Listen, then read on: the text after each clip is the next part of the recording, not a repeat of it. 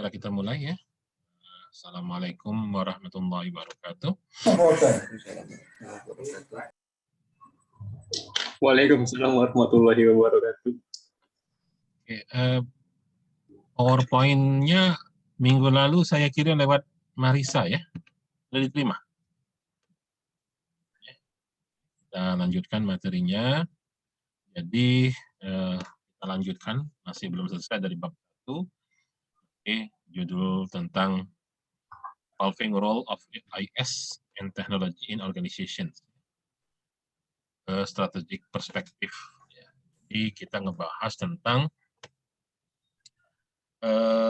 bagaimana perubahan peran dari sebuah sistem informasi dan teknologi informasi di dalam organisasi, ya, mana kita mencoba memahaminya dari sudut pandang strategik.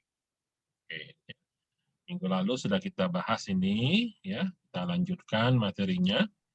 Kita sudah melihat ya posisi seperti apa posisi IS and IT, kemudian langkah-langkahnya seperti apa, itu sampai di tahap di mana kita harus menentukan strategi IS, ya, di mana strategi sistem informasi wajib ya selaras, ya, align dengan strategi bisnis. Jadi ingat bahwa kata kuncinya teknologi, ya, dalam hal ini sistem informasi atau teknologi informasi, tugasnya harus selaras dengan strategi bisnis. Kenapa? Karena peran teknologi sebagai tools, sebagai alat untuk membantu organisasi dalam mencapai tujuan bisnisnya, dalam meraih strategi bisnisnya.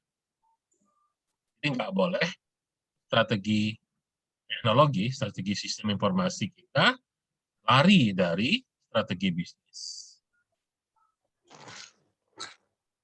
Ini harus selaras. Yang kedua, tugas teknologi tadi sebagai tools, sebagai alat bantu.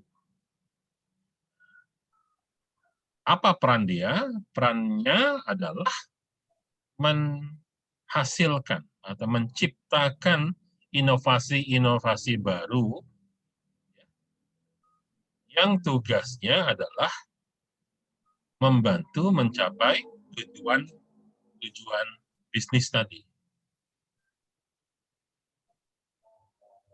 Itu yang keduanya ya, dan sistem informasi atau teknologi informasi.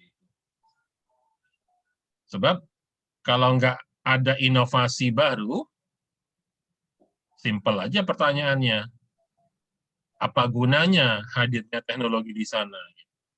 Kalau pada akhirnya cara kerja orang masih cara kerja yang seperti teknologi itu belum ada. Jadi harusnya muncul inovasi-inovasi baru. Dan yang ketiga, hadirnya teknologi itu membuat kita mampu mencari peluang-peluang yang dapat digunakan dalam memenangkan persaingan. Ya, dalam memenangkan persaingan. Dicari peluangnya lewat hadirnya teknologi tersebut. Ya, itu.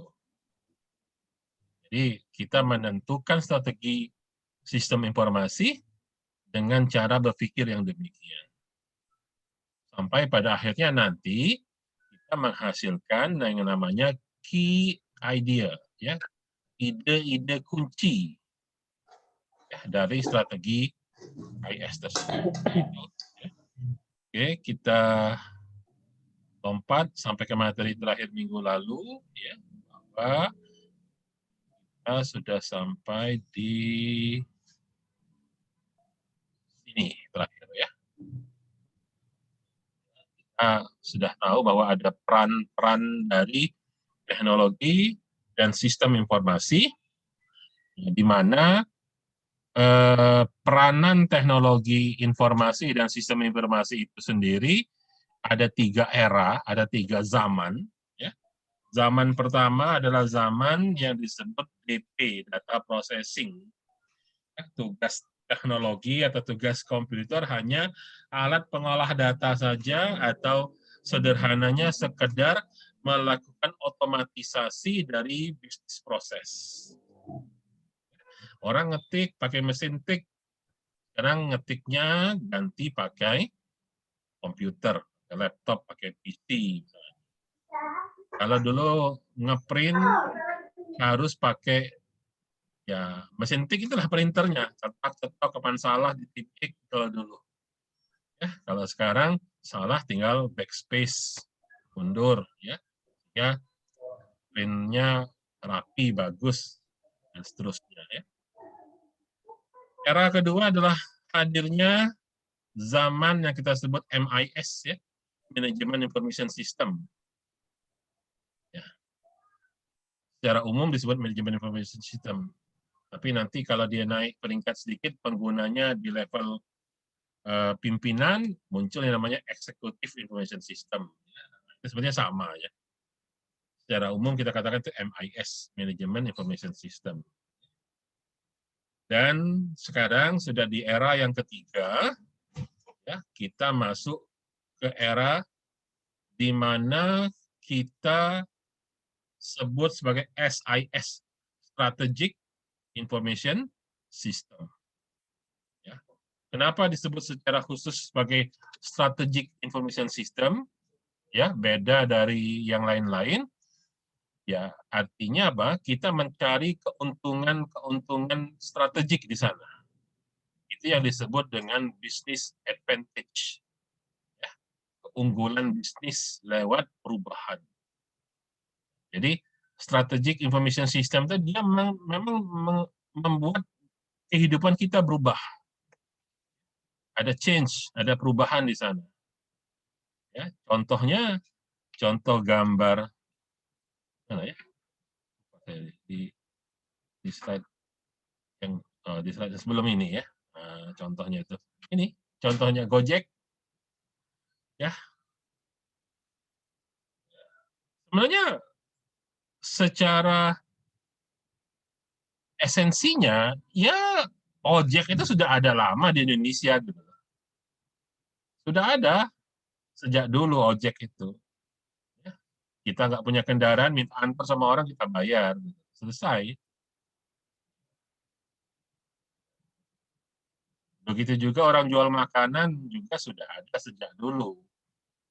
Tapi bagaimana dapat mempertemukan antara pelanggan yang butuh tumpangan dengan sopir yang butuh penumpang, antara warung yang butuh pembeli dengan orang yang kelaparan, itu yang dulu nggak ada. Oke, ya, itu contoh bagaimana kita bisa mengubah kehidupan kita, ya, namanya terjadi changes, perubahan. Baik, mungkin terakhir kita berhenti di sini minggu lalu, ya, bahwa ada beberapa hal yang menjadi faktor-faktor penentu suksesnya di dalam SIS. Sebab kalau tidak,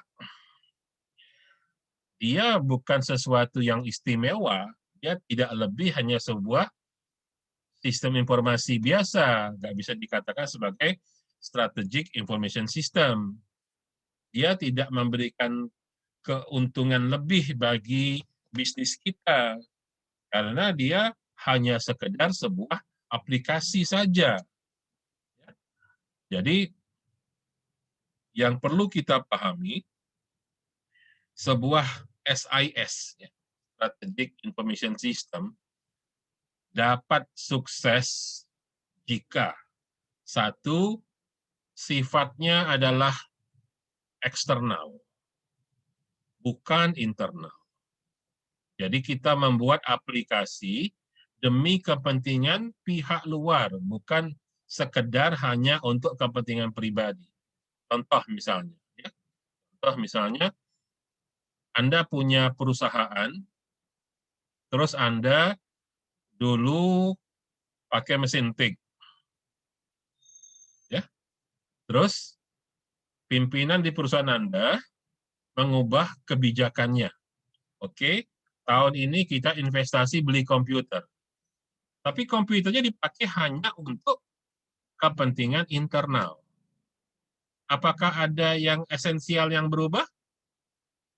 Tidak. Ya. Pak Ari kan di KPU kan? Bayangkan KPU tahun 80-an, Pak. Ya, bukan KPU zaman sekarang. KPU tahun 80-an, KPU zamannya Soeharto gitu ya. Iya, Pak. Ya, kira-kira. Ada nggak komputer zaman dulu? Saya pikir ada. Tapi dipakainya untuk siapa? Ya, Mungkin ada, Pak. Untuk karyawan sana ngetik, itu aja. Iya. Ya, adakah sistem informasinya? Barangkali ada, tapi sistem informasinya untuk pendataan 2 partai dan 1 golongan karya. Ya. P3 dan PDI. Nah, zaman dulu lah ya, kita ngomong zaman dulu ya. Ya. Partai Persatuan Pembangunan, golongan karya, terus PDI zaman dulu. PDI, Itu yang di datanya gitu loh. Dibuat daftar calegnya gitu. Nah, zaman dulu ya saya ngalamin sih pemilu-pemilu zaman dulu itu. Ya, saat saya mahasiswa gitu loh. Ya. Terus lebihnya apa? Nggak ada lebihnya gitu. Bahkan orang skeptis, ya sudahlah, ada pasti yang menang itu juga. Coba sekarang, pemilu sekarang, pilkada sekarang, semua orang deg-degan, semua nunggu betapa pentingnya web KPU gitu, sistem informasinya KPU. Karena yang menggunakan bukan hanya internal KPU sebagai penyelenggara pemilu atau pilkada, tapi masyarakat membutuhkan, calon-calon membutuhkan. Ya, jadi di situ bahasa lainnya kalau bahasa umum itu disebut customer atau user. Ya, user di sana. Kalau KPU mau bikin lelang tender pengadaan surat suara misalnya, ya supplier juga butuh informasinya gitu. Jadi yang menggunakan itu nggak cuma internal gitu, eksternal. Malah yang dominan eksternalnya itu. Ya. Internal itu malah nggak terlalu terasa dominan gitu loh. Ya justru pihak eksternal yang akan merasa dominan manfaatnya gitu. Yang kedua, adding value, nilai tambah. Bukan cost reduction. Jadi hadirnya sebuah sistem informasi bukan untuk mengurangi biaya, tapi memberikan nilai tambah. Sebab kalau mau mengurangi biaya, ya gampang. Nggak usah susah-susah. Kurangi biaya, misalnya, contohnya, tadi misalnya, kalau KPU mau mengadakan tender misalnya, pengen dapat harga murah, supaya tendernya murah gitu. Sulit nggak? Saya pikir nggak sulit lah. Tinggal tunjuk aja, tetapkan harga, selesai. Tapi, apa nilainya? Nggak ada. Lebih-lebih lagi, kalau yang diminta itu nilainya adalah keterbukaan, transparansi, misalnya. Itu nilai tambahnya. Yang hanya bisa dihasilkan lewat sebuah sistem tender elektronik. Ya, itu nilainya tinggi sekali.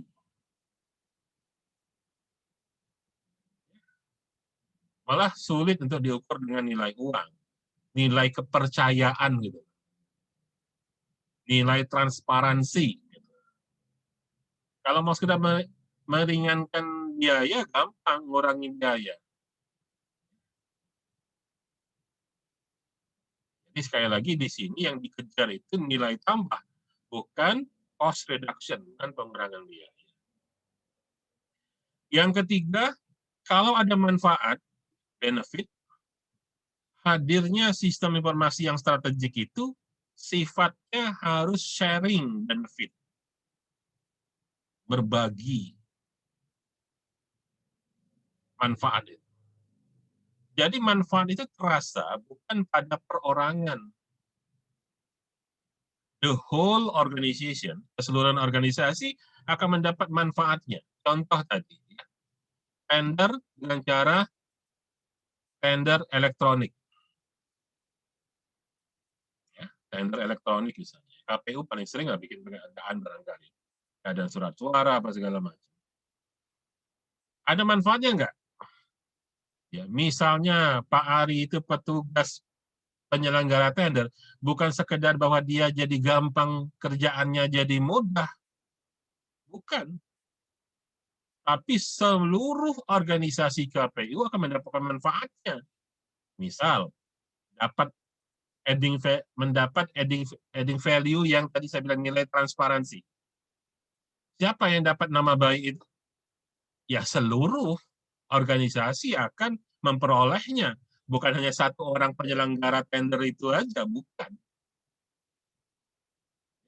Contoh ya, kepada organisasi, kepada supplier, kepada customer, kepada konsumen, dan bahkan kepada kompetitor kalau dalam bisnis itu.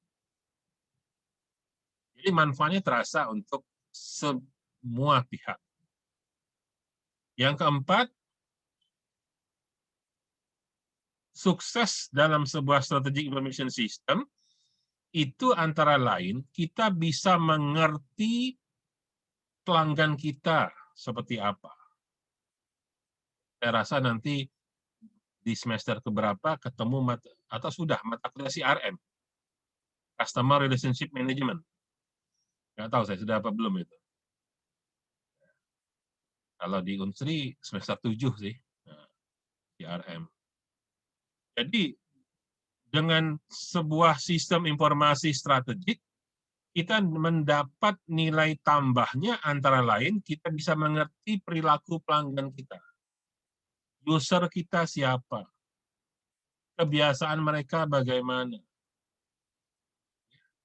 Mereka itu jika mengkonsumsi atau menggunakan produk atau layanan kita, seperti apa kebiasaan mereka? Apa manfaat yang mereka dapat? Mereka punya kesulitan enggak ketika menggunakan produk atau layanan kita gitu. Dan sebagainya ya. Jadi kita aja bisa mengerti mereka. Yang kelima, kunci sukses untuk strategic information system adalah kita wajib berinovasi yang sifatnya business driven, yang sifatnya digerakkan oleh bisnis, digerakkan oleh kepentingan bisnis, bukan berdasarkan teknologi driven. Maksud saya teknologi driven apa? Kalau sebuah sistem informasi hanya bersifat teknologi driven, bersifat digerakkan oleh teknologi, artinya apa? Kita sebagai pengguna ikut apa maunya teknologi. Bukan teknologi ngikut apa maunya kerjaan kita. Kebayang nggak? Kalau Anda dalam pekerjaan sehari-hari, bukan Anda ngatur alat, tapi alat yang ngatur Anda.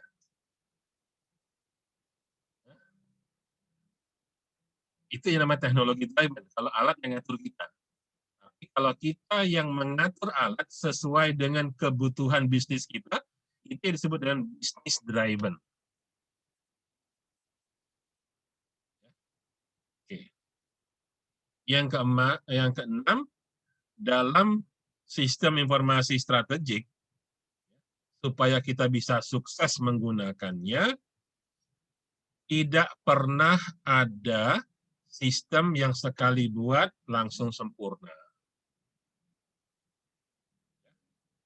Kita harus selalu mengadakan proses yang bersifat perbaikan dari waktu ke waktu secara berkelanjutan.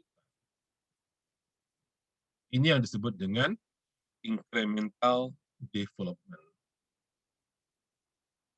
Selalu ada perubahan-perubahan yang incremental.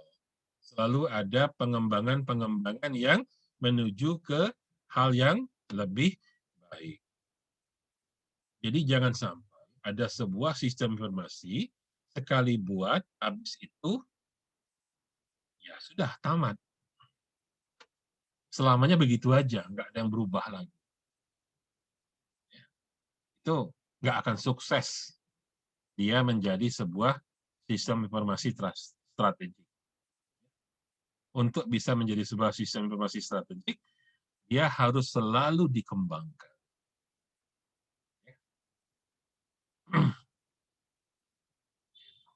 Dan yang terakhir, di sini dikatakan using the information gain.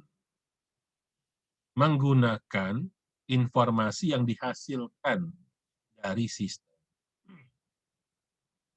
untuk mendevelop bisnis. Kebayang nggak Anda punya sistem berbasis komputer di kantor Anda? Tapi bisnis kantor Anda malah pakai aplikasi orang lain.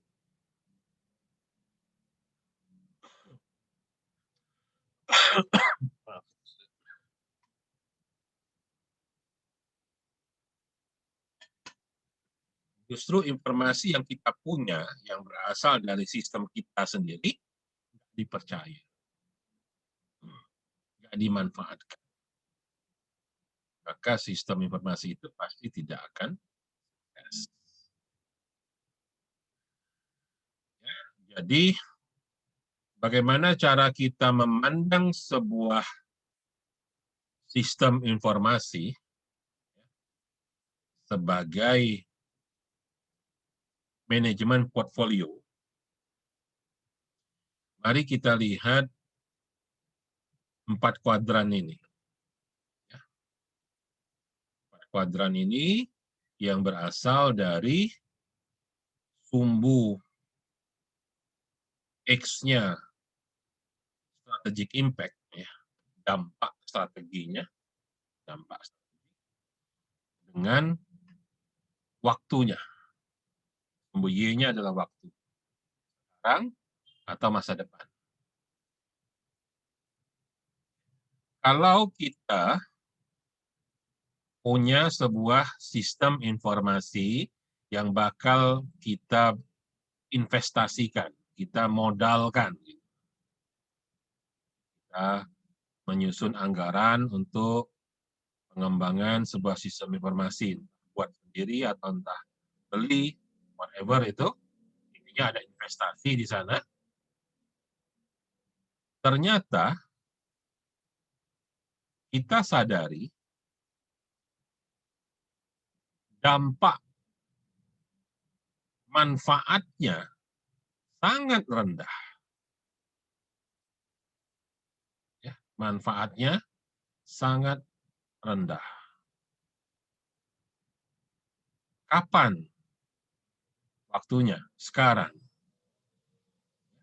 Kalaupun investasi itu tetap mau dijalankan, maka kita kategorikan dia sebagai sarana penunjang aja.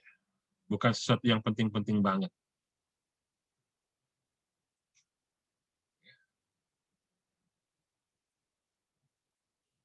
Namun, kalau di waktu sekarang tadi, hadirnya investasi tadi akan memiliki dampak yang tinggi, ya dia akan menghasilkan sesuatu itu sekarang, impact-nya itu, pengaruhnya itu, maka kita sebut dia sebagai golongan key operational, operasi kunci.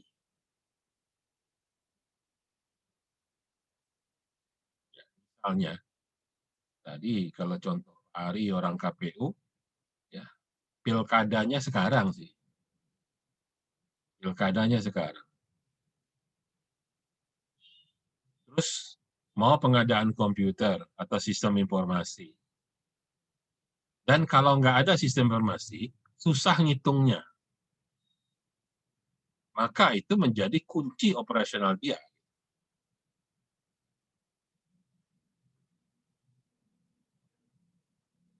Tapi kalau ada atau tidak ada sistem itu, tadi yang low tadi, low impact tadi, ada sih pengaruhnya, tapi rendah sekali gitu. Misalnya apa? Mau pengadaan sistem informasi absensi katakanlah gitu ya, absensi aja gitu. Mau dipakainya kapan? Sekarang sih. Tapi kalau nggak ada itu gimana? Ya nggak apa-apa sih, kita bisa absen pakai tanda tangan gitu loh. Maka impact-nya low, rendah. Ya. Maka dia kategorinya sebagai sistem informasi pendukung, support. Begitu sebaliknya jika sesuatu itu yang mungkin impact-nya rendah dan waktunya bukan sekarang, nanti-nanti, future, maka kita katakan itu adalah sistem informasi yang sifatnya high potensial. Ya. Misalnya, mau bikin sistem absensi ya dengan bukan lagi sidik jari sekarang misalnya, pakai scan wajah. Itu kira-kira bermanfaat nggak? Bermanfaat. Ya, tapi manfaatnya kapan? Ya. Kalau mental manusianya belum berubah,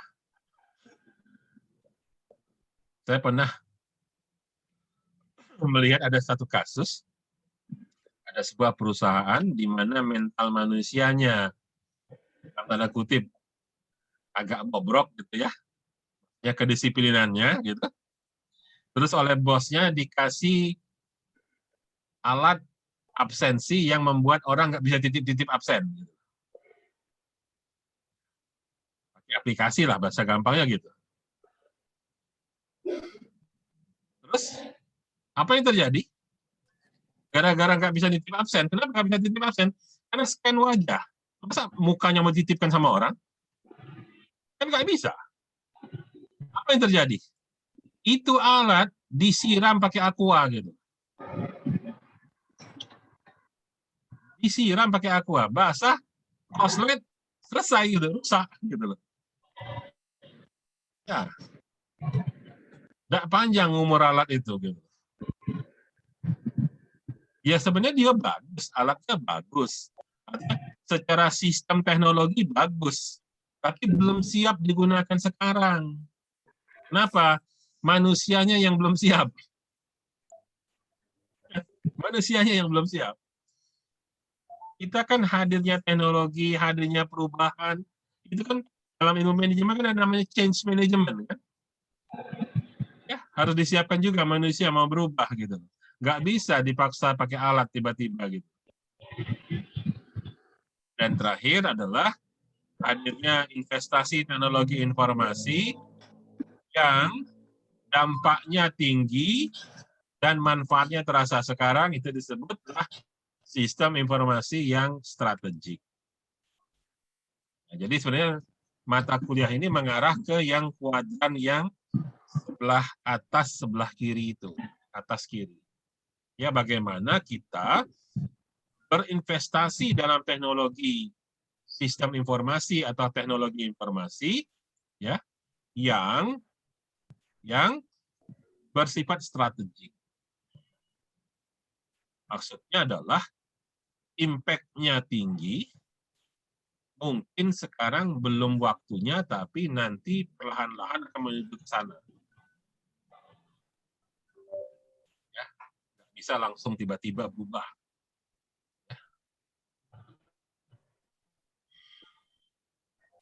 Nah, jadi bicara tentang sistem informasi, kita harus memikirkannya nggak sekedar, ya, tidak sekedar bahwa ini ada teknologi, ini ada alat, kita beli, kita pasang, kita install, terus kita pakai.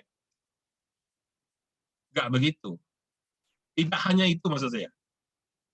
Tidak sekedar hanya itu.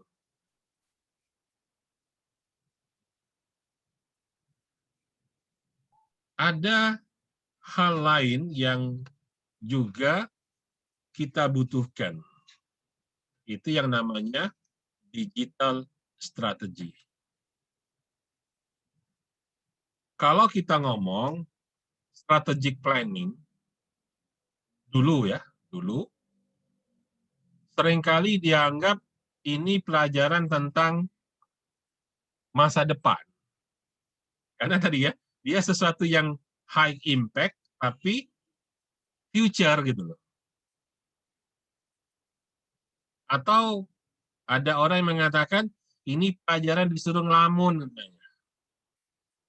Disuruh kita itu membayang-bayangkan nanti-nanti seperti apa gitu.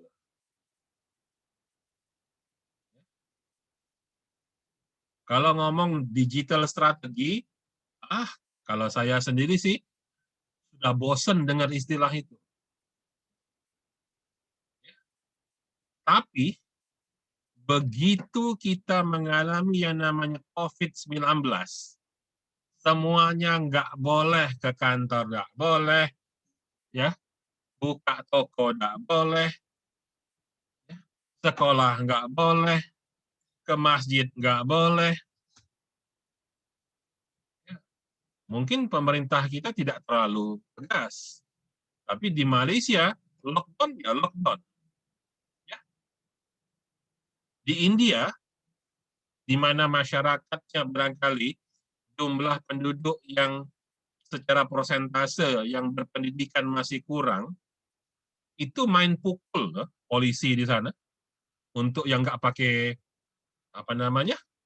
yang nggak pakai masker, yang keluar melanggar aturan jam malam atau lockdown misalnya, itu dipukul pakai rotan gitu di India gitu.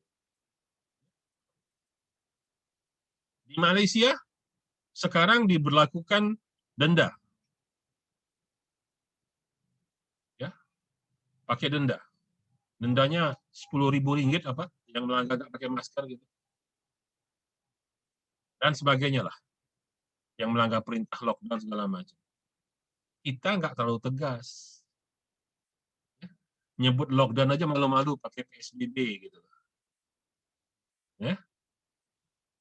Tapi begitu semua orang ribut, nggak boleh sekolah segala macam, nggak boleh ke masjid segala macam, sang menteri dengan simpel bilang, oke, sekolah online. Sekolah online. Pertanyaannya, siapkah kita dengan sekolah online itu?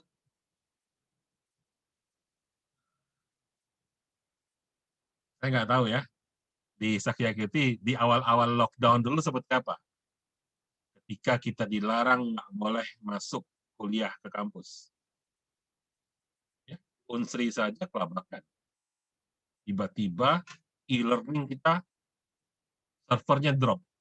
Apa? Karena e-learning yang dulu-dulu jarang digunakan. Begitu semua orang pakai e-learning, servernya collapse, nggak mampu. Mati. Down dia sekalian. Ya.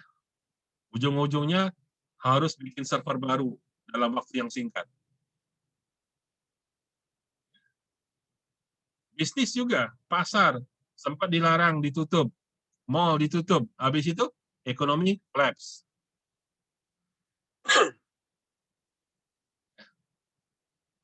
Karena memang kita belum masuk ke persiapan digital strategi. kita ini dipaksa gara-gara COVID gitu. Siapa yang siap, oke. Yang nggak siap, ya selesailah. Semampu-mampunya dunia pendidikan mengadakan sekolah atau kuliah online, ya itu bagi yang mampu. Kebayang nggak? Ada keluarga, anak 4, HP-nya cuma ada 1, punya bapaknya. Itu pun untuk bapaknya kerja. Di rumah berebut, anaknya mau sekolah online semua. Ada yang kelas 6, ada yang kelas 5, ada kelas 4, ada kelas 1. Jalan nggak kuliah atau sekolah maksud saya? Saya punya keponakan wakil kepala sekolah di suatu kabupaten di Riau sana. Apa ceritanya? Gimana mau sekolah online? Wong muridnya nggak punya HP. Ada HP, nggak punya kuota. Nah, dulu kan sempat ramai gara-gara kuota itu. Sampai ke DPR. Alhasil muncullah kuota dari Kemendikbud untuk murid dan mahasiswa, termasuk dosen. Dosen dapat jatah kuota gratis dari Kementerian Pendidikan. Ya kenapa? Karena memang kita belum siap untuk masuk ke dunia sekolah online. Ya. Bahkan saya ingat betul, rasanya belum berubah sih Undang-Undang Pendidikan di Indonesia, Undang-Undang Pendidikan Tinggi. Di Indonesia tidak mengakui kuliah online selain universitas terbuka.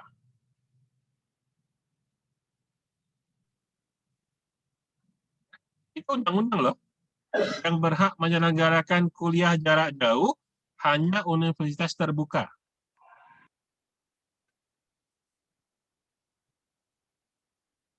Makanya banyak kampus-kampus abal-abal yang entah kuliahnya kapan, waktu kuliahnya kapan, ya pokoknya daftar tiba-tiba 3 bulan kemudian wisuda. Gitu.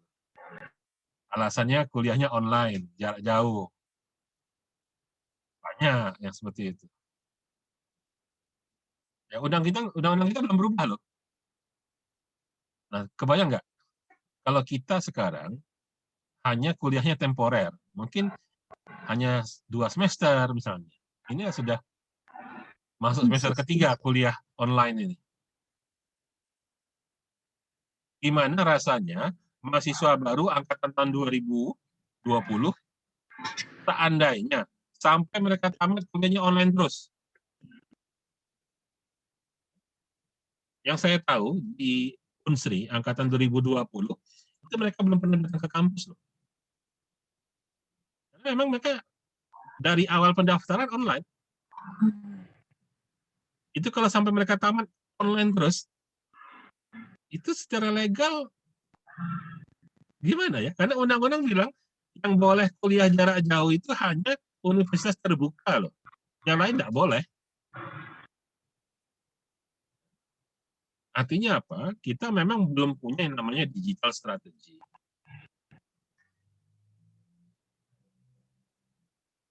Banyak yang harusnya berubah dengan perubahan situasi itu. Oke, jadi apa yang harus kita lakukan? Yang pertama, kita harus menyusun aktivitas-aktivitas yang mengarah kepada 1.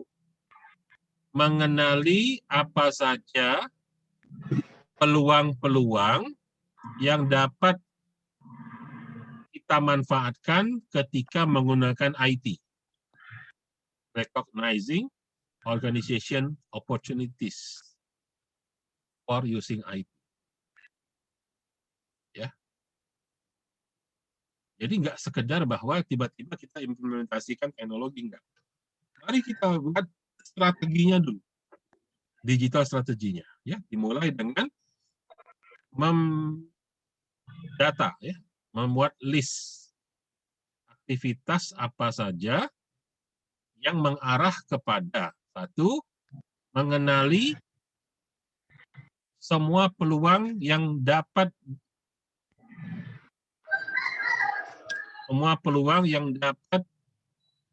bermanfaat, ya, bagi organisasi ketika kita menggunakan teknologi IT. Yang kedua adalah menentukan semua sumber daya yang dibutuhkan untuk meraih atau mencapai peluang-peluang tersebut. Jadi pertama, tetapkan dulu apa yang mau kita raih peluangnya dengan teknologi IT. Yang kedua, tentukan semua kebutuhan sumber daya dalam rangka meraih peluang tersebut. Yang ketiga adalah melakukan pengembangan, ya, strategi dan action plan, rencana kegiatan untuk merealisasikan baik merealisasikan peluang maupun menemukan semua kebutuhannya.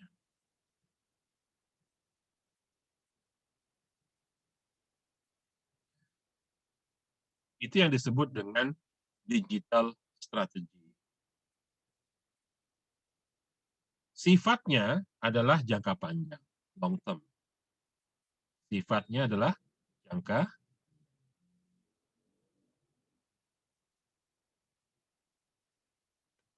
Dengan kata lain, dapat kita simpulkan bahwa sebelum kita mengimplementasikan teknologi, ya, maka wajib bagi kita untuk memikirkannya secara strategik. Thinking strategically, berpikir secara strategik, dan membuat planning atau perencanaan supaya dapat memanajemeni secara jangka panjang dengan efektif dan akan menghasilkan informasi yang berdampak secara optimal.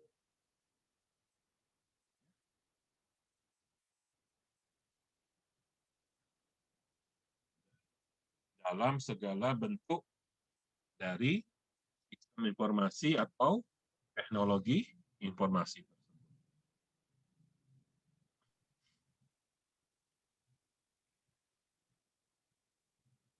Jadi tidaklah tiba-tiba saja kita mengimplementasikan teknologi begitu tanpa berpikir sebelumnya.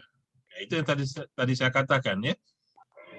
Kalau dulu ketika orang ngomong strategic planning atau IT strategic planning, itu seringkali dianggap ngabisin waktu. Seringkali dianggap seperti orang menghayal.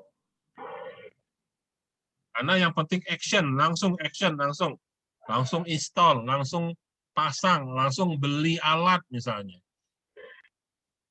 Persoalannya siap apa belum mengimplementasikan teknologi tersebut? Apakah kita sudah siap atau belum untuk menggunakan sistem informasi tersebut?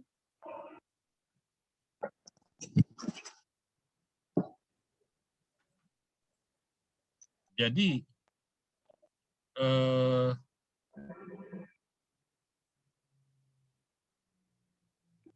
disinilah sebenarnya letak pentingnya yang namanya strategic planning for information system.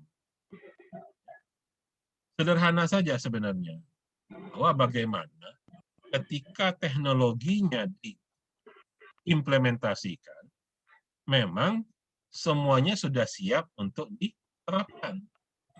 Kalau sudah siap, walhasil dampaknya akan langsung terasa. Misal, tiba-tiba beli komputer. Tiba-tiba beli komputer.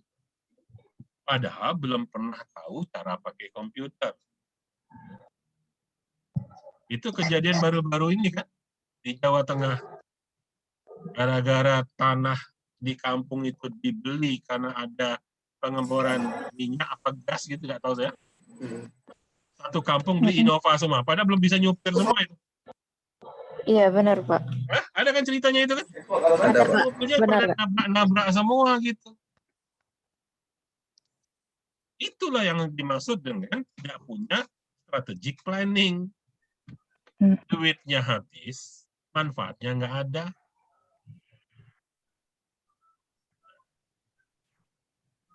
Jadi bukan persoalan nginstallnya bagaimana, beli teknologinya bagaimana, itu gampang. Yang susah itu memastikan manfaat yang akan dihasilkan. Itu yang wajib dipertanggungjawabkan sebagai seorang perencana informasi sebetulnya. Oke. Sampai di sini bisa diikuti ya, bisa dipahami.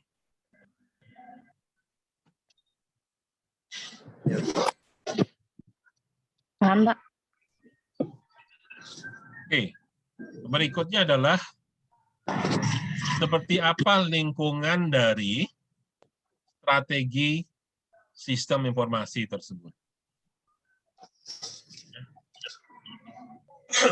Ya, lingkungan, environment. Ya. Oke, kembali di sini ada diagram, ada 4 kuadran. Sumbu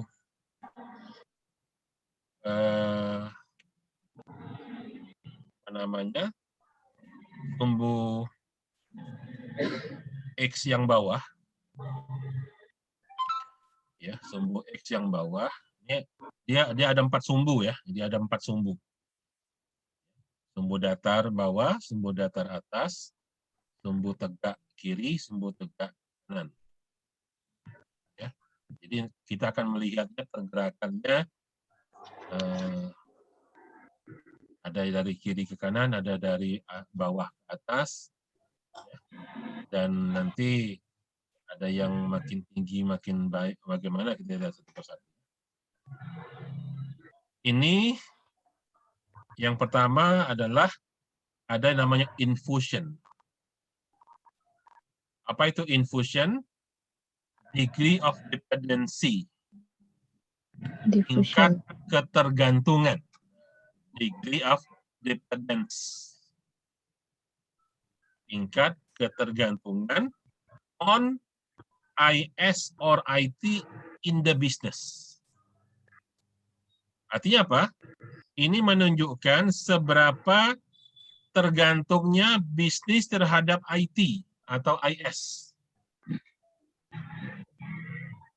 Low, rendah, high, tinggi. Kalau low artinya apa? Bisnis tidak terlalu tergantung kepada teknologi.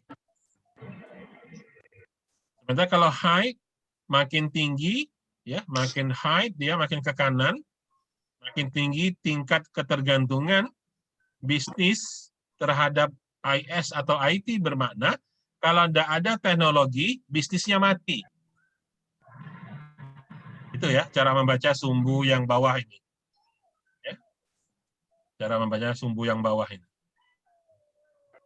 Sementara sumbu Y yang sebelah kiri, sama ini low, high, ya, diffusion. Ya. Apa itu diffusion? Kalau tadi infusion, ya ini diffusion. Diffusion adalah degree of centralization, tingkat sentralitas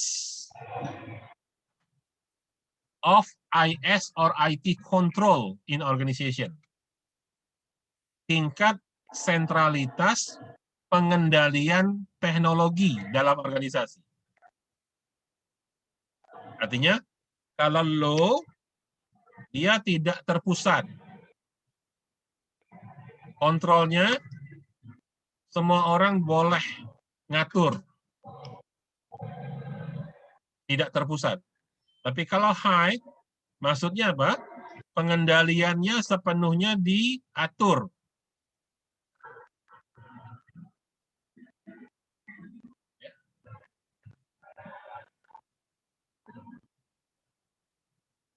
Contoh misalnya, kalau di KPU daerah itu boleh nggak input data sendiri, ngedit data sendiri, misalnya. Atau harus KPU pusat semua yang ngaturnya, bahwa di daerah hanya sebagai user aja gitu. Kalau begitu, dia sentralitasnya tinggi artinya.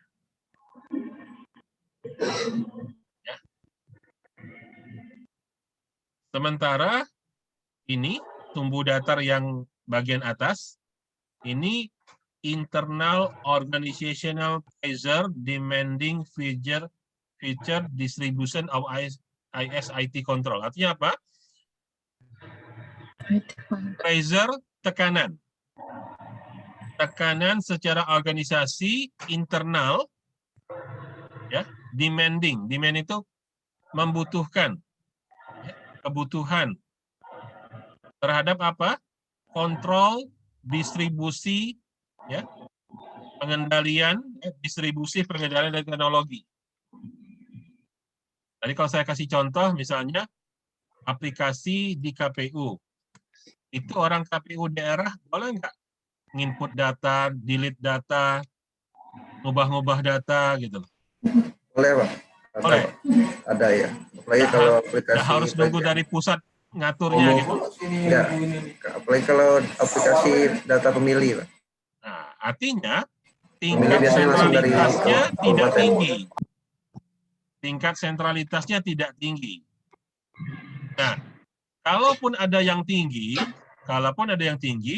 bagaimana kebutuhan internal KPU sendiri dalam pengendaliannya ini? Mereka nuntut nggak? Mungkin sekarang hanya dikasih izin untuk ngedit-ngedit data pemilih misalnya. Untuk nginput hasil perhitungan, boleh nggak? Mungkin suatu waktu nanti, bahkan KPU kecamatan menuntut kami harus bisa menentukan calon siapa yang lolos di kecamatan kami misalnya. Ada nggak tuntutan seperti itu? Artinya dia pengen minta kendali. Nah, itu makin ke atas makin tinggi tuntutannya. Makin ke atas. Ya. Ini yang sisi tegak sebelah kanan, external competitive pressure increasing the criticality of IS or IT to the business. Ya. Makin ke kanan bermakna tekanan dari kompetitor dari luar, ya, semakin tinggi terhadap. Nah, jadi di sini kita lihat bahwa low diffusion, low infusion. Low diffusion, low infusion. Artinya di sini, di tradisional. Ya. Diffusionnya rendah, infusionnya juga rendah. Jadi, dia tidak tersentralisir. Dia justru tersebar di mana-mana. Karena rendah, sentralisasinya rendah. Sementara tingkat ketergantungan tinggi. Jadi kalau kita punya sistem informasi yang nggak penting-penting banget, artinya kita bebas-bebasin orang untuk boleh pakai apapun, silahkan lah. Nggak semuanya diatur oleh misalnya admin pusat misalnya gitu.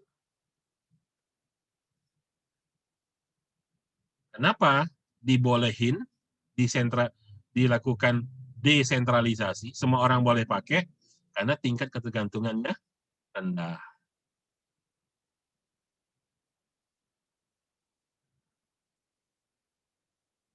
Ini disebut tradisional. Lingkungan tradisional. Ya. Biasanya digunakan oleh perusahaan ya ketika menggunakan IT hanya sekedar untuk tujuannya improve, memperbaiki efisiensi saja.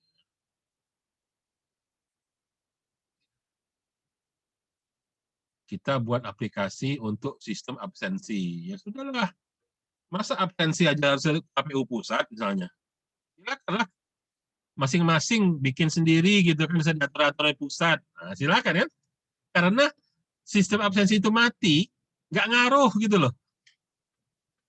Ya, kebayang ya Pak Ari ya, contoh seperti itu. Ya. Tapi kalau ada data hasil pilkada bisa diubah oleh semua orang, nah, itu kan berdampak terhadap ya apa bisnis proses namanya kan. Nah, itu nggak boleh yang begitu. Ya. Kan nanti akan ada yang namanya high diffusion, high infusion, itu kompleks. Ya. Dia sangat tergantung kepada IT. Kalau IT-nya berubah, berubahlah hasil.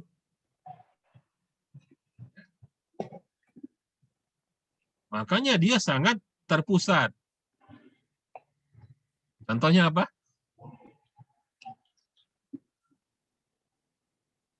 Contohnya? Di KPU ada nggak Pak Ali? Yang seperti itu. Yang high diffusion, high infusion. Ini bukan di KPU-nya. Itu ada di Depdagri. Data apa? Data penduduk. Yang dibuat pakai iktp itu. Ya, di Dukcapil. Itu kalau berubah, data Dukcapil itu berubah, maka data pemilih juga berubah. Ya, mohon maaf kalau saya pakai bahasa contoh-contoh yang ini. Dulu sempat ribut kan waktu mau pilpres. Oh ada si Ahong bisa memilih dapat kartu. Hah? Pemalsuan suara berarti Pak. Ada si Acong. Hah? Ya sebenarnya tidak salah karena sistem informasinya mencatat di data kependudukan ada. Nah makanya seharusnya itu nggak boleh sembarangan orang, harusnya tersentralisasi. Kalau mau cari yang salah gampang, siapa yang salah harusnya. Tapi karena dibuka kemana-mana, yang pusat nyalahkan nanti KPU daerah, yang daerah nyalahkan punya kabupaten gitu loh. Ini mana dulu di Cianjur ya, nggak ada salah kejadian itu. Nah, yang parah kejadian baru-baru ini, calon bupati pemenang pilkada yang di mana NTT ya, ternyata warga negara asing. Wah. Sudah kita tengah. Iya, benar. Ya. Jadi itu gimana Pak? Ya saya nggak bahas soal ini, intinya saya cuma menunjukkan betapa ada hal-hal yang harusnya sentralisasinya tinggi. Ya, sistem database-nya terpusat, nggak boleh sembarangan orang yang mengklik misalnya. Kenapa? Karena dia dampaknya terhadap bisnis itu signifikan banget gitu loh. Kan repot kalau orang terpilih terus nggak bisa dilantik karena di WNA. Nah, Aku gawe kau pakai rekor tahun ya. Nah, jadi lingkungan-lingkungan seperti ini yang harus kita persiapkan. Sistem informasi kita harus bagaimana gitu. Tidak semua kadang-kadang harus dikunci. Ada kondisi di mana silahkan pakai rame-rame itu aplikasi. Ya, nggak usah di password, pakai aja semua gitu. Semua orang silahkan pakai. Ketika memang kita ingin software atau aplikasi dipakai oleh banyak orang. Tapi ada kalanya di mana kita juga harus membatasi. Makanya nanti harus ada login. Login ini ada privilege. Yang login jenis ini hanya boleh ini saja, yang ini hanya boleh ini. Oh ini hanya bisa view, nggak bisa edit. Dia boleh nambah sih boleh, tapi nge-delete nggak boleh, dan sebagainya. Ya. Karena nanti kita harus siapkan aplikasi itu berada dalam lingkungan yang bagaimana. Jadi nggak tiba-tiba coding, terus jadi aplikasi. Buat. Oke, ini yang disebut dengan lingkungan strategik dari sebuah sistem informasi. Ya. Dan sekali lagi, saya mengulangi bahwa strategi teknologi, strategi sistem informasi wajib selaras dengan strategi bisnis. Sebenarnya, mata kuliah ini, kalau saya dulu belajar 4 SKS, loh. Yang ngajarnya profesor. Itu kalau dia ngomong, ini 4 SKS, SKS-nya 1 jam, jadi 4 SKS 4 jam. Saya kuliahnya siang, masuk jam 2, keluar jam 6. Di jam 6 di Malaysia itu jam 5 ya kan, belum maghrib sih jam 6 di sana. Itu nyerocos bahasa Inggris, simpulannya slide ini aja cuman. Dia hanya ingin menanamkan pemahaman bahwa apapun yang kamu gunakan sebagai teknologi wajib selaras dengan bisnis strategi. Jadi, mata kuliah strategic planning ini, walaupun ini masih cerita di bab 1, ya, bukunya itu punya sampai bab 12 atau berapa gitu, tapi esensinya ada di sini. Dia akan mengajak kita bahwa apapun cerita teknologinya, apapun strategi teknologi yang ada di sini, ya, itu wajib diselaraskan, align dengan bisnis strategi.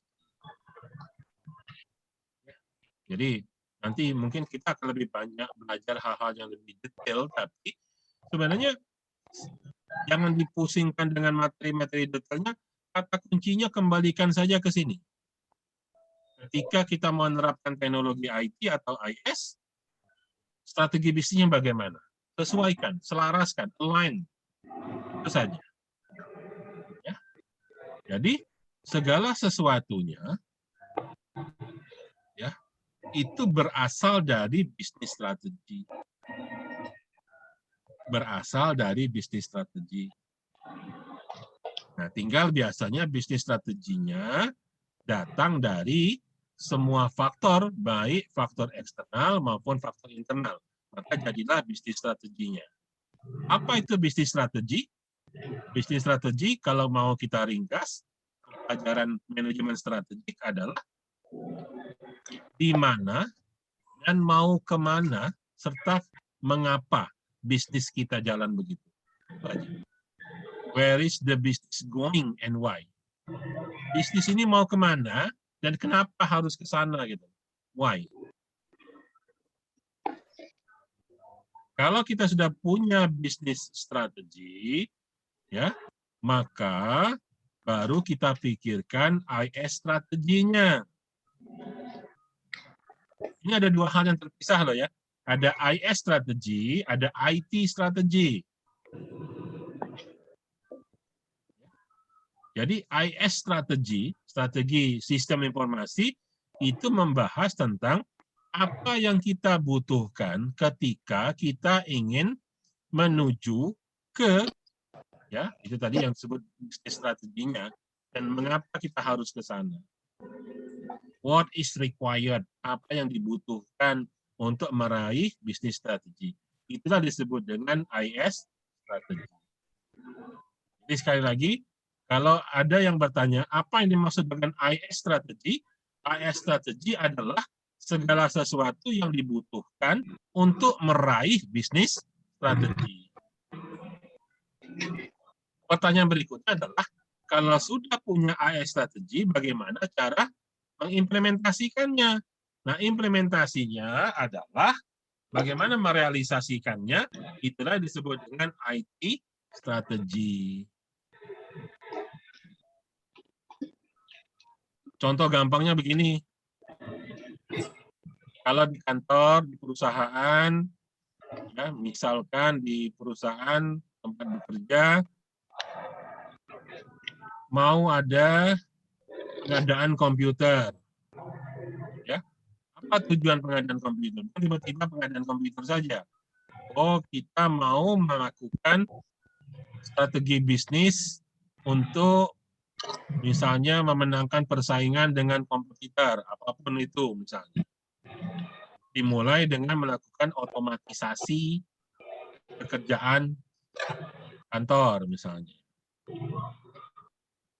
Maka kita butuh apa? Kita butuh yang namanya strategi sistem informasi. Dimulai dari mana? Ya, kebutuhannya itu siapa yang butuh? Berapa banyak kebutuhannya? Termasuk misalnya, kalau anggaran terbatas,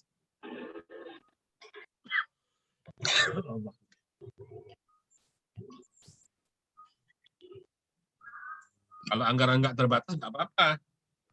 Kalau anggaran terbatas misalnya, unit mana dulu yang harus dikasih? Apakah keuangan dulu misalnya, atau orang administrasi dulu, dan sebagainya. Ya. Kemudian baru dengan IT strategi. IT strategi itu kita lebih bicara tentang hardware-nya.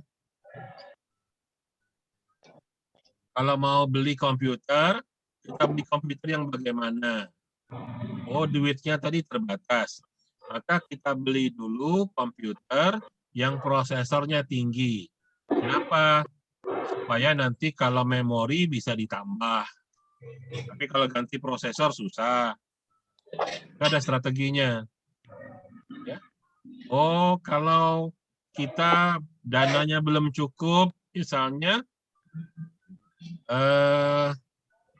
kita tidak membuat satu komputer, satu unit, satu komputer misalnya, tapi kita bikin sistemnya sistem server. Supaya nanti dengan jaringan internet, akses ke server, semua orang bisa dapat akses juga keluar ke internet dan sebagainya. Itu sudah bersifat tahapan-tahapan implementasi teknologinya. Itu disebut dengan IT strategi. Itu kalau dari bisnis strategi sampai IT strategi, itu berasal dari arahan bisnisnya mau kemana, baru bicara tentang kebutuhan dan skala prioritas. Tapi kalau sudah dari bawah, kita bicara tentang infrastruktur dan layanannya apa, ini akan mensupport bisnis bagian mana. Jangan sampai pengadaan peralatan, pengadaan komputer, misalnya beli laptop, tapi tidak jelas itu nanti dimanfaatkan untuk mendukung pencapaian target yang mana, misalnya. Ini bicara tentang pentingnya memiliki keselarasan antara bisnis strategi dengan IS strategi yang kemudian dilanjutkan dengan IT strategi. Ya. Oke. Ada pertanyaan sampai di sini? Ada yang mau ditanya dulu? Silahkan kalau ada yang mau ditanyakan. Belum ada, Pak. Oke, kita lanjutkan sedikit lagi ya.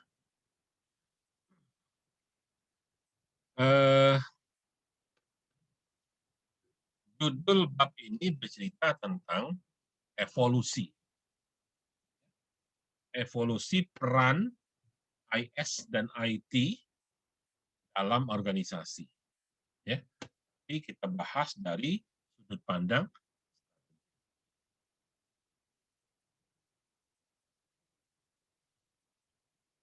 tentunya evolusi itu bukan hanya terjadi di teknologi IS atau IT itu sendiri.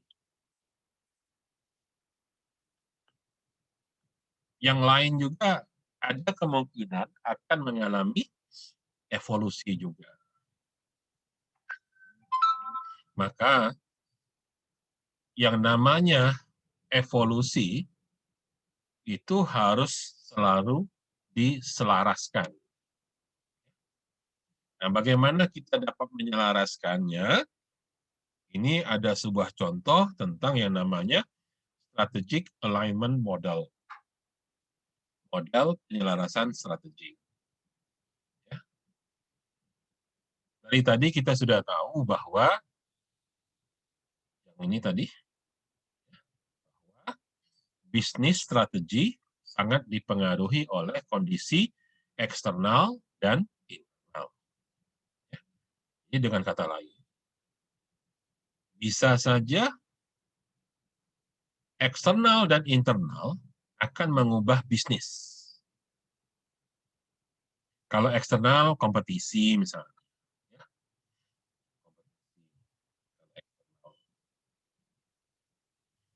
Dulu saya kerja di Telkom. Ya. Bagi saya, kawan saya yang kerja di Indosat, itu mitra. Karena Indosat penyelenggara telekomunikasi internasional, Telkom penyelenggara telekomunikasi domestik dulu. Tiba-tiba datanglah IMF, ya, gara-gara Indonesia ngalamin krismon setelah Pak Harto jatuh. Indonesia kita mengalami krisis moneter, ujung-ujungnya kita dapat bantuan dana dari IMF, International Monetary Fund, tapi dengan syarat. Syaratnya apa? Tidak boleh ada monopoli. Salah satu yang kena undang-undang peraturan itu adalah telekomunikasi sebagai bisnis yang menggiurkan. Tidak boleh dikuasai hanya oleh negara, juga swasta boleh masuk. Bahkan perusahaan BUMN diprotoli, antara lain itu tadi, Indosat diswastakan. Makanya, kalau dulu saya bermitra dengan Indosat bermitra, sekarang situasinya berubah karena Indosat sudah jadi kompetitor, jadi musuh. Tentunya strategi bisnisnya berubah. Maka seluruh pelanggan Telkom tidak lagi pakai 001. Karena 01 punya Indosat. Telkom bikin 007 kalau untuk call internasional. Dulu Telkom itu bangga pakai satelit Palapa. Ya, satelit Palapa itu satelit Indonesia pertama di Asia.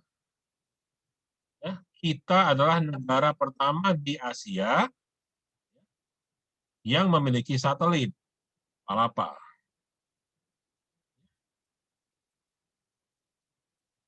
Tapi dalam perjalanannya, Palapa itu di bawah pengelolaan Indosat. Indosatnya jadi swasta. Masih Telkom pakai satelit Indosat? Tidak. Akhirnya apa? Telkom punya bisnis satelit sendiri. Kita mulailah namanya punya Telkom satelit. Telkomsat.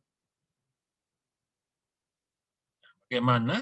Kita lihat ya, bagaimana perubahan bisnis, perubahan lingkungan bisnis, merubah bisnis strategi, mengubah IS strategi, mengubah IT strategi.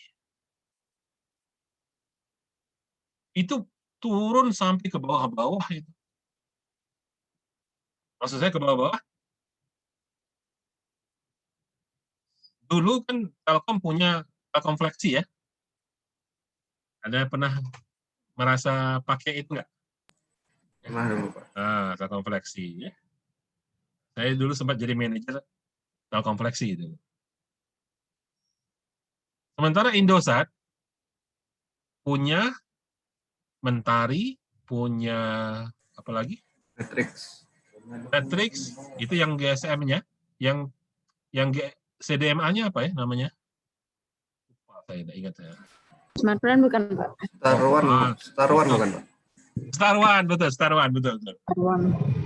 Marisa, kamu kalau generasi Smart Friend itu generasi anak muda sekarang itu. Dulu nggak ada Smart Friend. Star One. Nah, Iklannya dulu tuh Niji Pak. eh, Band Niji.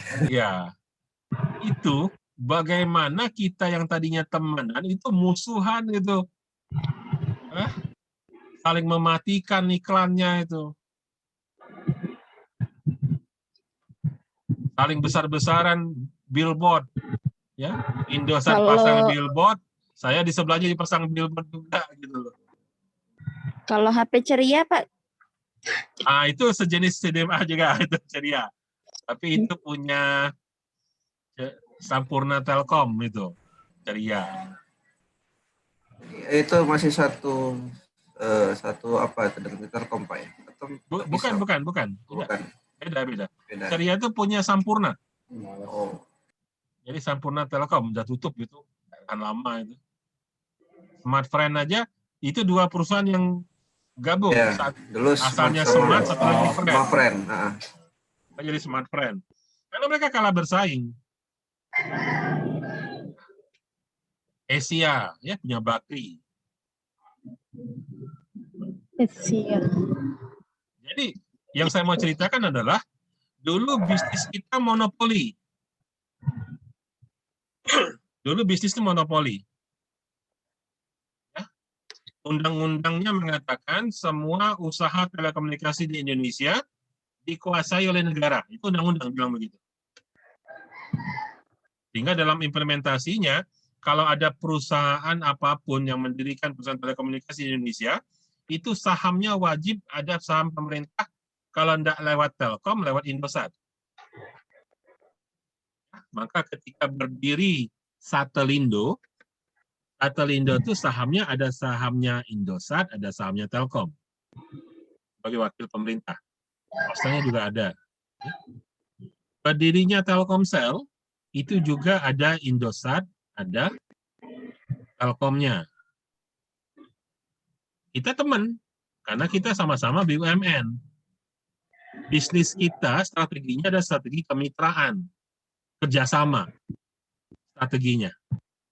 Begitu terjadi perubahan dunia, berlaku peraturan-peraturan baru di mana tidak boleh ada monopoli, harus persaingan bebas. Ya. Apa yang terjadi? Indosat diswastakan. Ya, kalau sudah diswastakan, tidak mungkin dong kita berada dalam kubu yang sama. Tadi kan punya saham di Indosat dan Telkom di Satelindo. Di Telkomsel juga sama-sama ada saham Telkom, ada saham Indosat. Nah sekarang Telkom sama Indosat sudah musuhan. Apa yang terjadi? Maka Satelindo diserahkan sepenuhnya ke Indosat yang 0816 itu Satelindo. Indosat dulu Pak. Asalnya Satelindo, tapi Satelindonya dibeli oleh Indosat. Nah, saham Telkom dijual di sana. Begitu juga sebaliknya di Telkomsel, saham Indosat dijual ke Telkom. Supaya kita nggak temenan lagi. Nah, kita lihat bagaimana persaingan warna kuning sama warna merah. Dulu temenan. Dulu bisnisnya strateginya adalah kerjasama. Sekarang strateginya berubah menjadi kompetisi. Saling bunuh udah. Sama kalau misalnya Pak Reza, kamu ikut padepokan silat. Ada kawan seperguruan, sama-sama belajar silat, sama-sama jadi pendekar. Begitu sudah jadi pendekar dua-duanya, naksir putri yang sama gitu loh. Nah, ada tuan putri yang ditaksir.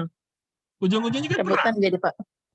Yang tadinya kita sama-sama berejon macam mana caranya deketin cewek itu, sekarang malah jadi musuhan. Musuhan. Karena strategi bisnisnya berubah. Akibatnya Beda apa? tujuan ya, Pak? Ya, kalau strateginya sudah berubah, maka sarana penunjangnya dalam hal ini IS strategik dan IT strategiknya pun akan berubah. Nah, makanya gambar ini menunjukkan di slide ini, jika terjadi perubahan pada bisnis strategi, baik eksternal maupun internal. Jadi internal itu perubahan bisnis strategi akibat perubahan di dalam, perubahan struktur, misalnya perubahan organisasi, ya. Telkom dulunya terpusat, serba terpusat, maka di daerah namanya kantor wilayah, kanwil kalau dulu. Karena bersaing nggak boleh lagi, karena susah bersaing kalau pakai cara-cara seperti itu, maka daerah itu dikasih kekuasaan yang lebih luas, maka berubah. Namanya bukan kanwil, tapi namanya kantor regional, kantor divisi gitu. Tujuannya supaya apa? Hak kewenangan proses bisnisnya jadi lebih besar, lebih lincah gitu. Kalau dulu kan, sebentar kita tanya dulu sama pusat. Gimana Pak Ari? Kalau di KPU masih ada yang seperti itu nggak? Kalau ada apa-apa, kita tanya dulu sama pusat gitu. Izin apa enggak pusat gitu. Ya, ada juga, Pak. Nah, jadi artinya masih ada hal-hal yang dikendalikan oleh pusat. Ya, ya. Nah, kalau Telkom enak aja direksi itu. Dia bilang kepada yang tadinya namanya Kanwil, kepala kantor wilayah, ganti nama jadi kepala kantor divisi. Dia bilang, ini kekuasaan kamu, ini kewenangan kamu, putuskan dewek, yang penting untung. Nah, gitu. Itu kalau sudah begitu tuh. Dia tahu bersih aja. Pokoknya, kalau dulu saya jadi manajer marketing, pokoknya terserah mana caranya, laku sekian banyak dalam sebulan. Nah itu, silahkan putuskan sendiri, nak diskon-diskon, nak promo-promo, pokoknya duitnya sekian, harus untung sekian. Nah gitu. Nanti terjadi perubahan yang tadinya serba terpusat, serba diatur, sekarang jadi lebih terbuka. Nah, lebih dikasih kewenangan kepada daerah untuk mengambil keputusan sendiri. Ya. Tapi tentunya harus diselaraskan dengan sarana penunjangnya. Dulu misalnya,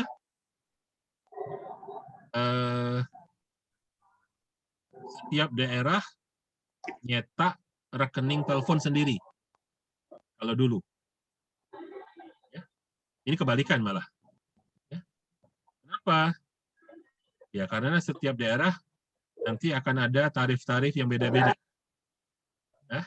Masih ingat nggak dulu kalau nelpon, ini biar aku bayar yang nelpon karena ini tidak kena roaming. Kalau ini kena roaming. Nah, mungkin Pak Ari pernah ngalamin yang begitu. Kalau yang anak-anak sekarang jarang kali ya. Nah kalau dulu-dulu ya ada tarifnya misalnya ya. Ini nomornya nomor mana nih? Ini nomor Surabaya. Berarti kalau sesama di Palembang tapi nomor aslinya dari Surabaya ini interlokal. Nah kalau dulu tuh macam itu. Karena beda-beda, setiap daerah akan punya kewenangan sendiri-sendiri kalau dulu dalam hal tarif. Nah sekarang disamakan semua secara nasional. Nak nelpon dari mana baik, dari nomor mana baik, sama tarifnya. Alhasil apa? Kalau sudah sama semua, ya udah jaringannya dipusatkan aja. Sistem tagihannya dipusatkan saja. Justru dibuat terpusat. Gampang. Strategi IT-nya, network-nya dibuat semua segala terpusat. Ya. Jadi perubahan bisnis bisa karena faktor eksternal, bisa karena faktor internal. Kalau faktor internal itu dimaksud adalah perubahan dalam jaringan internal perusahaan itu sendiri.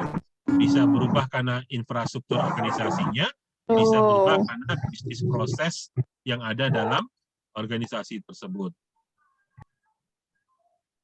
Nah, ini akan berdampak mengubah yang namanya IT strategi. Ya. Baik karena eksternal maupun karena internal tadi. Ya.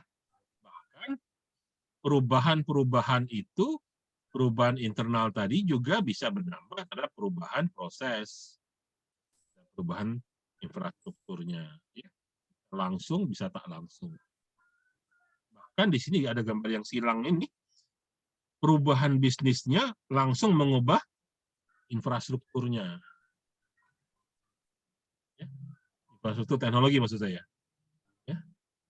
Atau sebaliknya, perubahan infrastruktur organisasi mengubah perubahan strategi.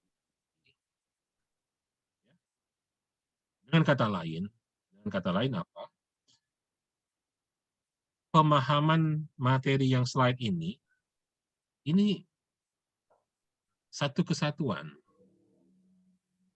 Bisnis strategi berubah, otomatis IS strateginya berubah, sehingga IT strateginya berubah. Kalau kita ngotak-ngatik IT strategi, ubahlah juga IS strateginya, yang pasti akan berdampak terhadap perubahan bisnis strategi.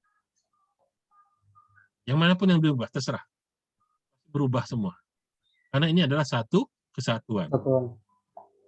IS strategi yang diutak-atik, bisnis strategi harus disesuaikan, IT strategi juga harus mendukung. Tidak mungkin ini berdiri sendiri-sendiri. Maka di kata-katanya alignment, penyelarasan. Ya.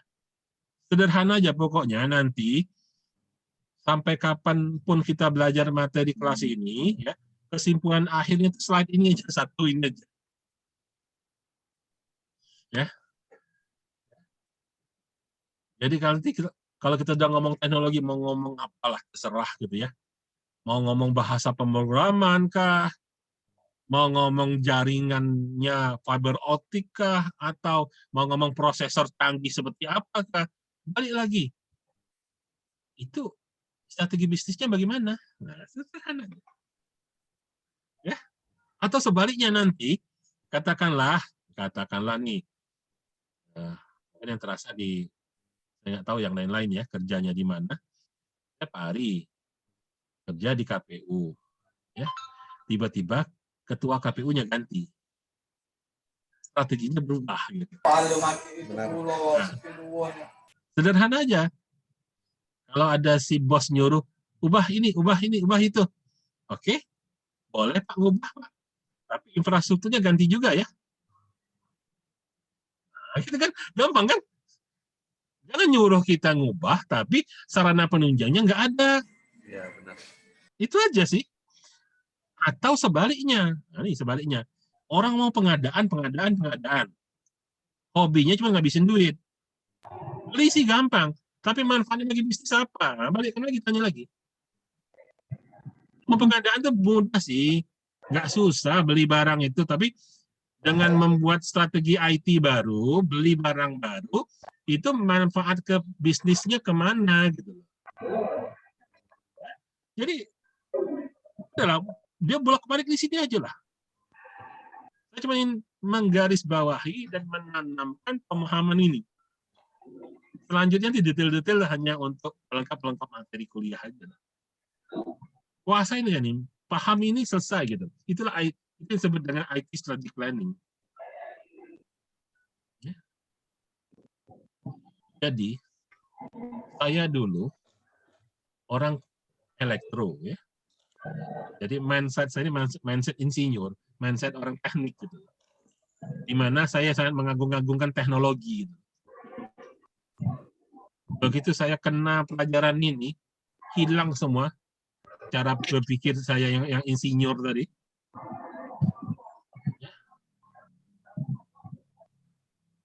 Ada gunanya teknologi lagi ini. Karena teknologi di sini hanya sekedar sarana penunjang. Sebagai faktor enabler untuk merealisasikan bisnis. Tapi sebaliknya, kalau kita hanya lihat dari sudut bisnis, mohon maaf, bagi orang ekonomi misalnya, hanya paham manajemennya saja, hanya paham bisnis saja, itu seperti orang nggak nginjak bumi gitu loh. Cita-cita boleh tinggi, caranya gimana nggak tahu. Nah, Karena yang bisa merealisasikan bisnis strategi itu adalah teknologi. Ya, tapi sebaliknya teknologi kalau terlalu diagung-agungkan untuk apa? Ya.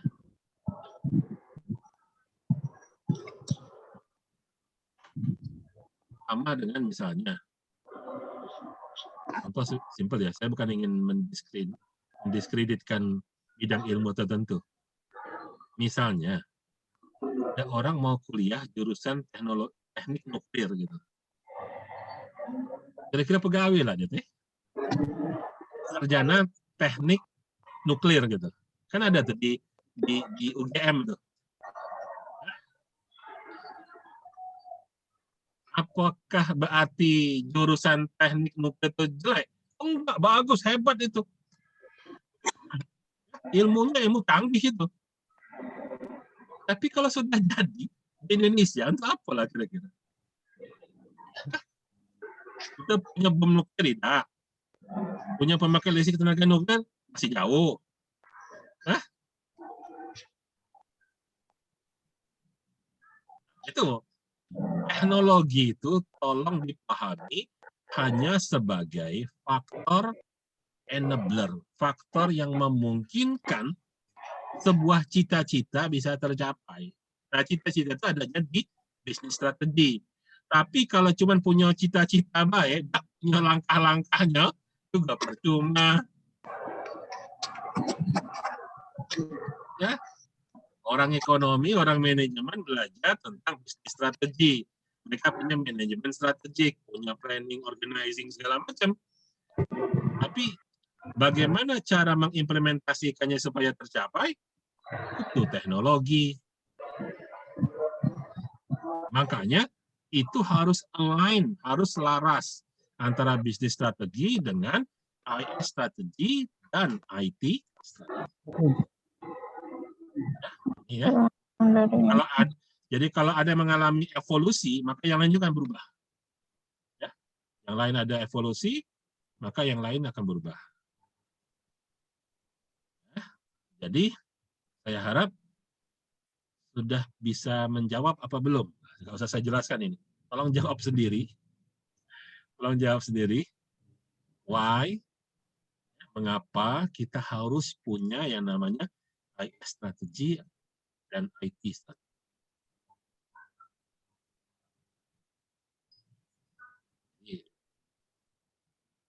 Harus sudah bisa menjawab. Ini. Mengapa kita harus punya IS strategi?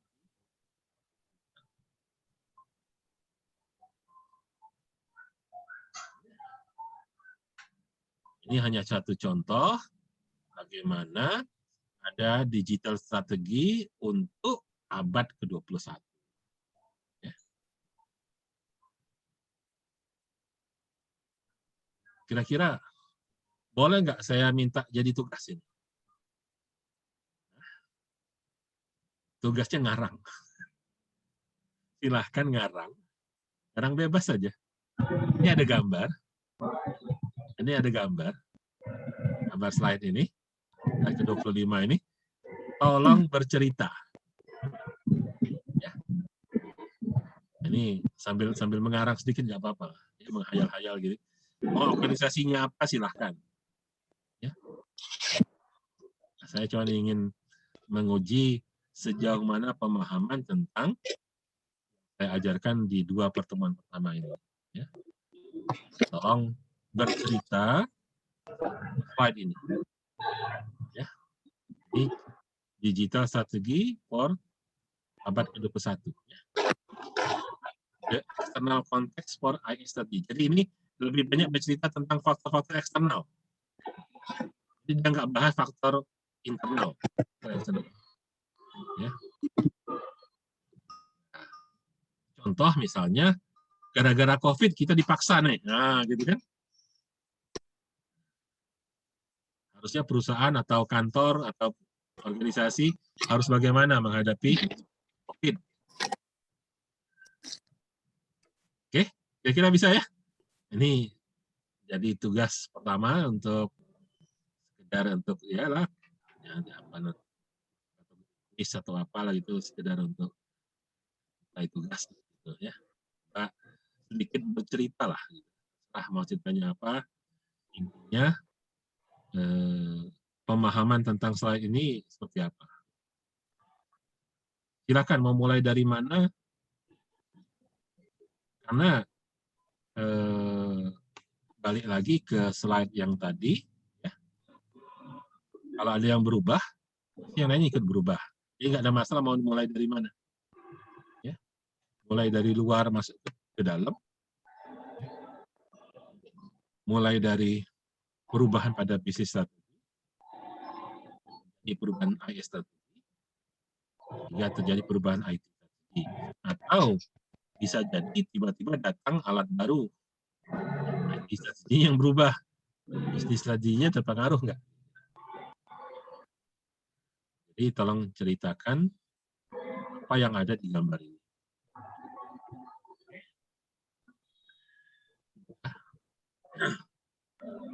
Oke, kalau ini internal konteks, ya. Tadi ini eksternal ya, yang untuk tugas eksternal aja. Jadi pengaruh faktor dari luar yang membuat kita mengalami perubahan pada bisnis strategi, IS strategi, dan IT strategi. Nah, ini nggak usah jadi aja. Oke, ini barangkali sekedar beberapa rangkuman, ya, temuan hubungan antara IT dengan keunggulan berkompetisi. Gabungan temuan-temuan research antara IT dengan keunggulan berkompetisi.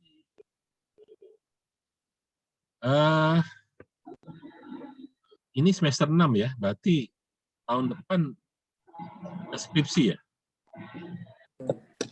Insya Allah, Iya, Pak. Pak. Insya Allah. Sudah punya ide nggak untuk skripsinya? Oh, Masih mencari-cari juga sih, Pak. Jadi, kalau cari di Google Scholar, ketik nama saya, Google Scholar, ya, riset saya tentang knowledge management, ya, paper saya banyak tentang knowledge management, itu berkaitan bagaimana kita menerapkan IS atau IT supaya organisasi mencapai yang namanya keunggulan berkompetisi. Competitive advantage.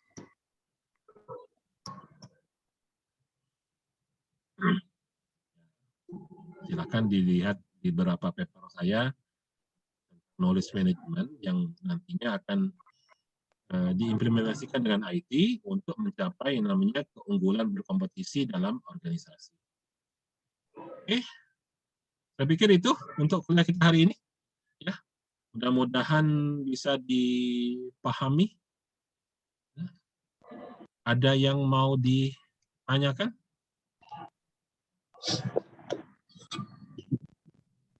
Hah? Mau ditanyakan? Untuk tugas tadi, Pak, dibuat di PowerPoint atau gimana, Pak? Nggak usah, diketik aja cerita. Itu kan salah satu cerita. Ya. Jadi gambar PowerPoint tadi di copy. Berdasarkan gambar yang tadi.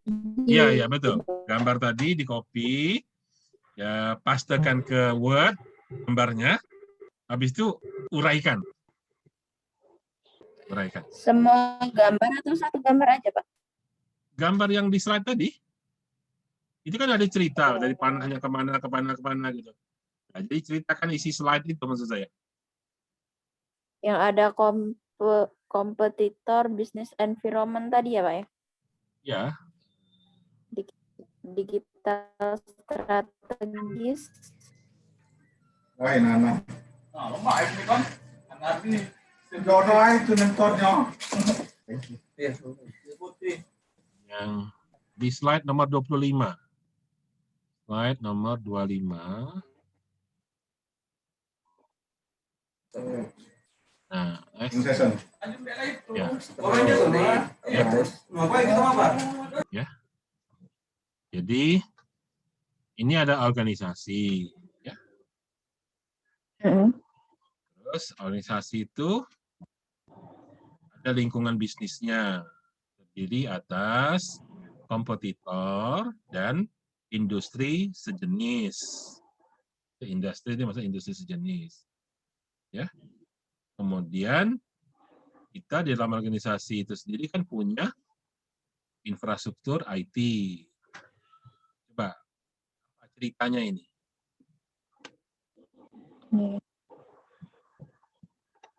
Ceritakanlah apa ini? Mungkin 3 paragraf, 4 paragraf cukup lah. Yang saya mau lihat ini cerita panah-panahnya ini maksudnya apa gitu. Baik, Pak. Cukup jelas ya? Hah? Oke. Jelas, Pak. Oke, kalau nggak ada pertanyaan lagi yang lain, nanti silahkan dikirim ke WA saja lah, ya. Dikirim lewat WA aja, ya. Boleh, Pak. Filenya ya. Jadi buat pakai Word aja, Word. Ini gambar ini bisa di copy lah ini nanti. Bisa di copy gambarnya, dipastekan ke Word. Habis itu cerita deh. Seperti apa pengaruh eksternal terhadap strategi IS IT. Ya. Kita tahu tadi ada 2 unsur ya, unsur eksternal, unsur internal dalam mempengaruhi